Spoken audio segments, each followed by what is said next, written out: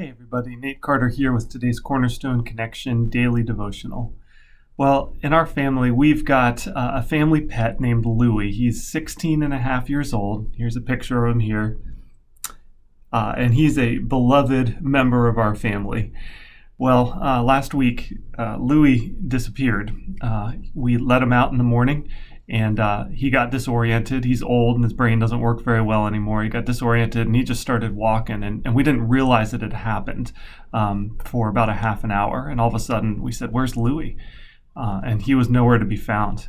And so very quickly I ran and took the kids to school and dropped them off. And then I came all the way back home and started driving around and then walking around looking for our little lost dog.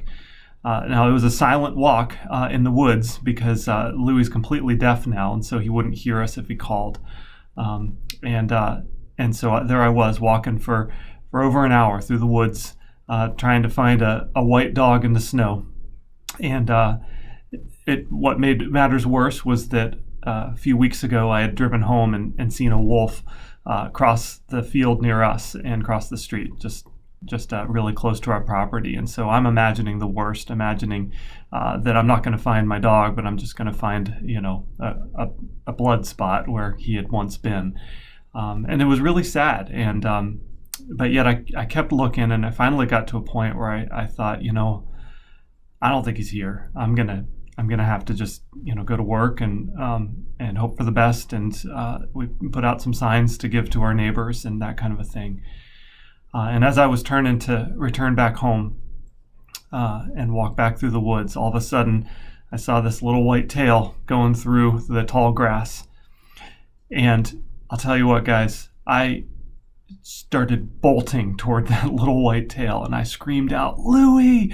and ran after where I had last seen him and just booked it as fast as I could. And boy, when I found him, I scooped him up into my arms and carried him the whole way home, just joyful to have finally found our little dog that was lost. And boy, I told everybody about it. I told the staff. I told my mom. I called my brother. It's just a story that I told over and over again, that our little dog that was lost had been found and he was fine.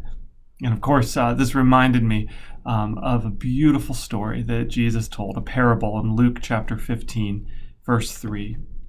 Jesus told this story. "If a man has 100 sheep and one of them gets lost, what will he do? Will he leave the 99 others in the wilderness and go to search for the one that is lost until he finds it?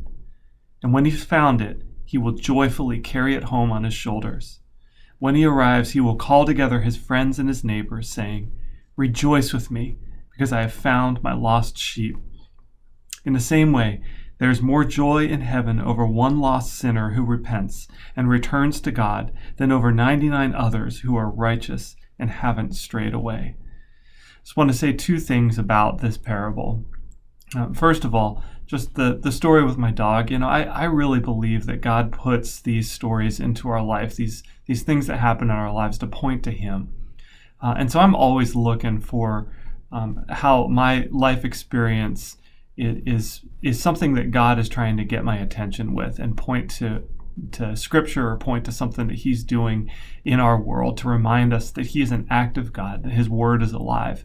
And so obviously this is an easy tie-in to the parable of the lost sheep. But second of all, this was a reminder to me to keep praying for, the phrase we have is to keep praying for my one, to pray for the person that is in my life that is a lost sheep and needs to be found. That's not a follower of Jesus. And so I've kind of doubled down on that recently, because those lost sheep matter to Jesus. And you get the sense through the Scripture that He is actively pursuing them.